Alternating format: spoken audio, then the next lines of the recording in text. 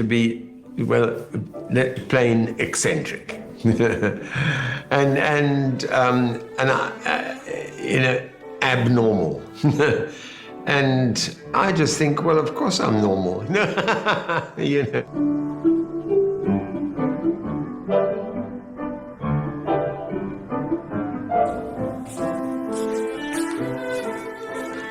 What other people think of you is, it can be important, it depends.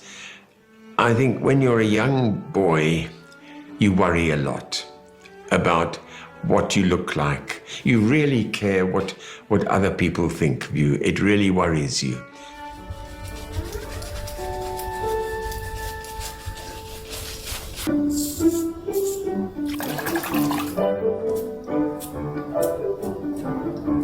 When you grow up and gradually mature, and it's taken me an awful long time to mature, then you realize that it's totally unimportant.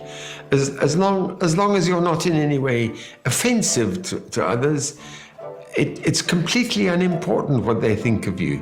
Let them think that I'm eccentric. Let them think that I'm a little odd. It's not important.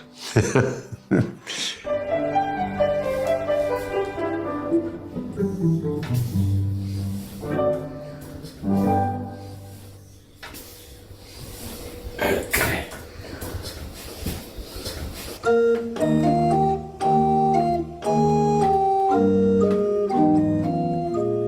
It's something you don't think about when you're young. You can't imagine being old. And now here I am. I'm 82. Growing old is something which I don't notice because I keep doing most of the things I used to do. My health is fine. I'm still able to work. I suppose I'm very lucky.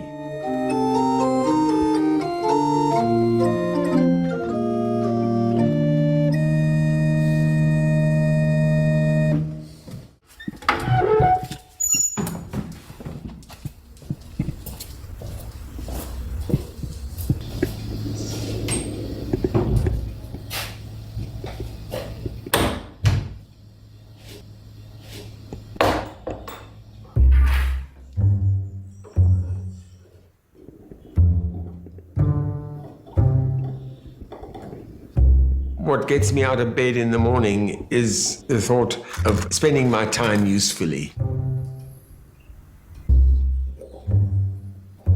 I think it's a basic human desire to be of use to others, especially as you get older.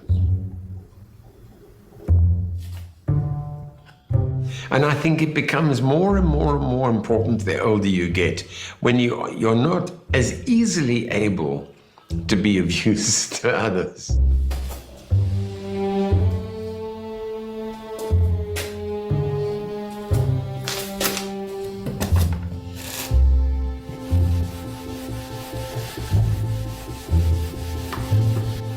I'm repairing this 18th century double bass.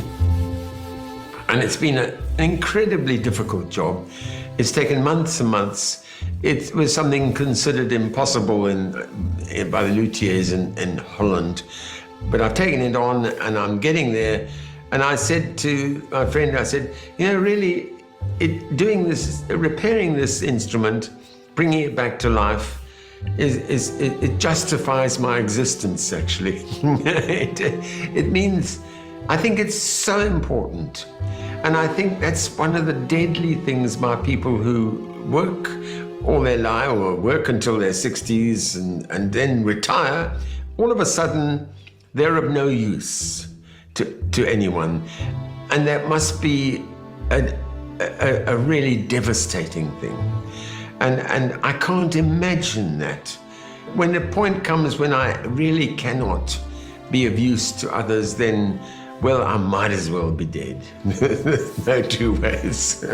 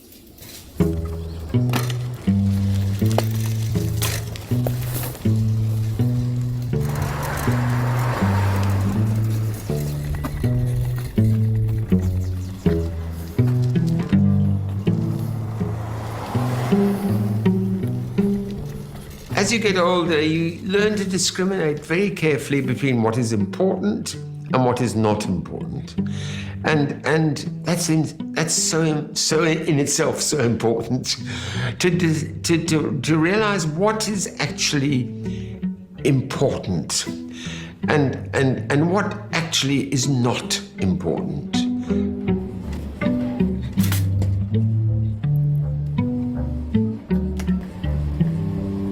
What is not important is to have a huge bank balance. That's just not important. I'll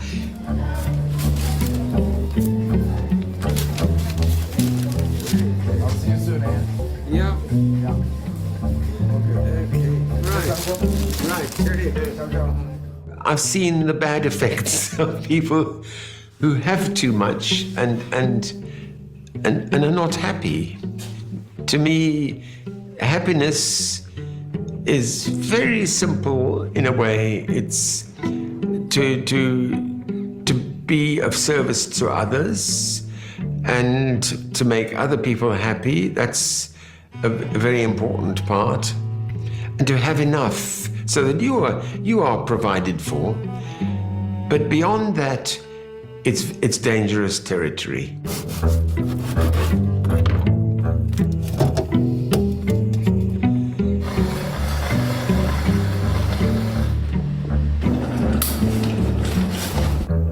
You need enough to survive. Money is an essential thing. You've got to pay your way. You have debts that you have to pay. There's no doubt in my mind that you need enough, but it is very dangerous to have too much.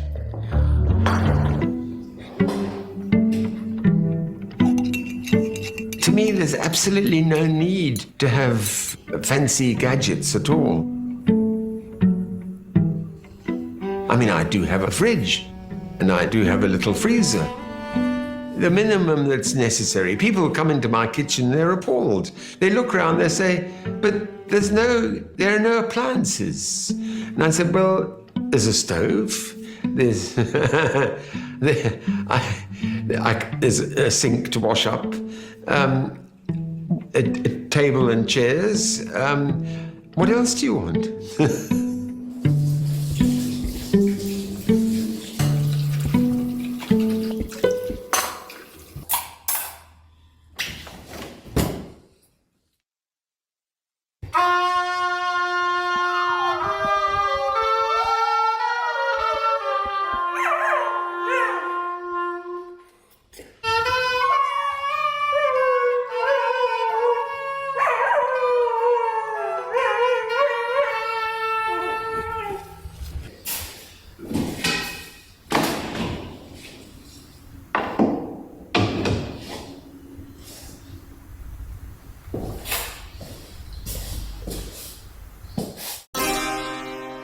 When you get old, you get calcified slowly.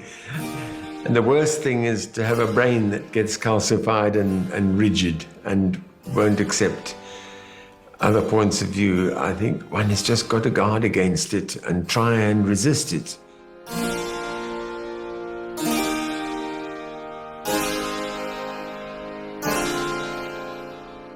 One needs to learn that other people have their views, and you have your views, but they're entitled to their views just as much as you are entitled to your views. To be tolerant of others whom you disapprove of in some way. I think that is actually maturity, and one never completely matures. you carry on maturing until you die. So there we go.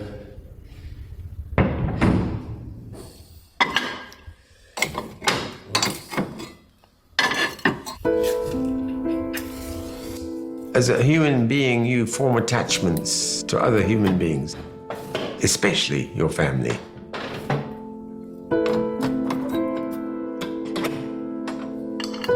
There's no doubt about it that the darkest moments of my life have been the loss of two children when they were at their peak.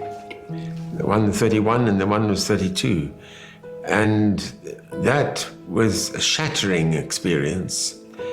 And you never really get over it, but you learn to live with it. For children to die before the parents is unusual and very traumatic. And you have to then live the rest of your life with just memories. There you are, there you are. I have the confidence, as it were, to know that the two children, the two sons that I've lost, are just completely transformed in some way that I cannot explain, that I will never understand. And I must just accept that and carry on and do my best with my life.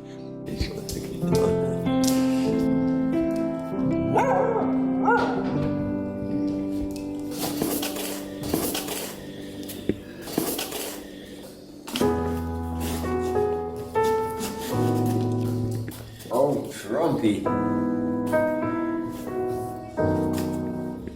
There are things we understand and there are things we do not understand. And one of the things we do not and never will be able to understand is what on earth happens when you do die. That there is some sort of existence I'm fairly convinced of. But whether I will be aware, I have no idea. But I do know that if I've made a good instrument, it will still be used, if it's looked after, for a lot longer than I will exist.